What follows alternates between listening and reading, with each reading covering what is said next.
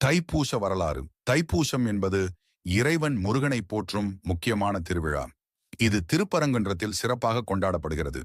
இந்த விழாவின் தோற்றக்கதை மிகவும் போற்றத்தக்கது. அசுரர்களின் தலைவர் சூரபத்மன் உலகை தன் ஆட்சியில் கொண்டு வந்து தேவர்களையும் மக்களையும் மிரட்டி பல கொடுமைகள் செய்தான்.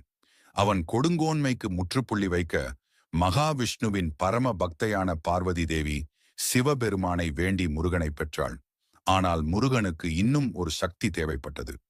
அப்பொழுது சிவபெருமான் தன் மூன்றாவது கண்ணான நெற்றி கண்ணில் இருந்து ஒரு தீப்பொறி எழுப்பி அதை அக்னி தேவரிடம் கொடுத்தார். அந்த தீப்பொறி சரவண பொய்கையில் விழுந்து 6 குழந்தைகளாக உருவெடுத்தன. பிறகு பார்வதி தேவி அவற்றை ஒன்றாக்கி முருகனை உருவாக்கினான். முருகன் வளர்ந்து தேவர்களுக்கு உதவ சிவபெருமான் அவனுக்கு ஒரு சிறப்பு ஆயுதம் கொடுத்தார். அதுதான் வேல். இந்த வேல் அவருக்கு தைப்பூச நன்னாளில் கிடைத்ததாக கூறப்படுகிறது. இந்த நாளில் முருகன் தனது அண்ணன் விநாயகரை வணங்கி தனது சேனைகளை வழிநடத்தி அசுரர்களுடன் கடுமையாக போரிட்டு சூரபத்மனை வீழ்த்தினார்.